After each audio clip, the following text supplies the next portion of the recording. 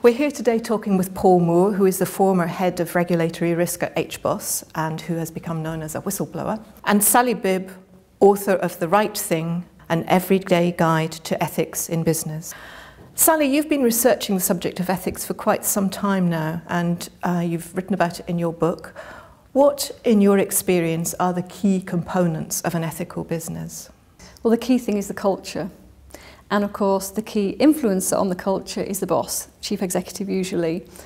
And what's really important is not the values that the boss espouses, and many companies have those written on the walls. Enron did, other companies do, but it's what that person does, not what they say.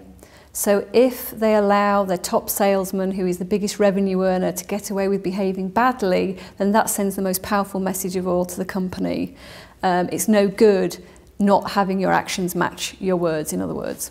But Sally, sales revenues and performance are really important to chief executives, to the analysts, to the shareholders. Can you really expect them to downplay that in future in favour of ethical behaviour?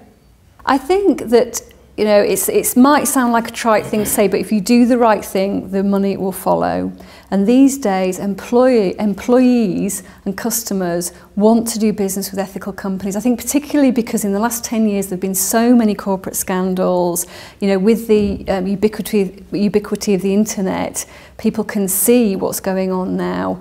And it's a very short-term strategy not to think that you can get away with having high moral standards. And Paul, you blew the whistle on HBOS. What's your experience of organisations and their ethical behaviour? Do you agree with Sally's perspective on that? Oh, I do agree with Sally, and there's a lot of very fancy words. Every big bank had a code of ethics. HBOS had a fantastic code of ethics. It's called The Way We Do Business. But the actions don't follow the words. Since I spoke up and since the banking crisis took place, there are countless very, very powerful thinkers talking about getting value out of values. I sometimes use values and ethics interchangeably. So Stephen Green, the chairman of HSBC, he gave a lecture a few weeks ago in the Mansion House, getting value out of values. Hector Sands, the new deputy governor of the Bank of England, responsible for taking over the regulator, saying that as far as he was concerned, culture and people are more important, because ethics is part of culture, is more important than process and rules. We're getting there. There's a zeitgeist. I really feel this, and I think it's about joining the dots. It's not whether people agree. So we have all those words up on the wall. We have great speeches about values and ethics in organisations, but it doesn't make any difference to the behaviour, does it? Should we just get rid of those rules and those processes? Well, I think that they're probably always necessary. So, for example, you know, many organisations now have codes of conduct. So that lays out quite clearly what's expected and not expected. And that's important for employees to know. However, if you just rely on them, A, people can work their way around rules if they really want to. And B, you stop people from really grappling with the issues for themselves.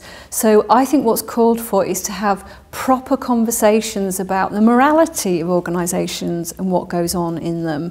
And I think often managers, chief executives shy away from that because it's complex. Often they don't hear the things that they want to hear, and there's no A to B, you know, follow these 6 steps and you will become ethical. It's quite complex, it's quite difficult, but it's important to grapple with those and make it okay to have those sort of conversations in organisations. And Sally, chief executive, decision makers, executives in organisations have got a great long list of priorities to address. What would be the 1 or 2 things that you would advise them to do to become more ethical as organisations?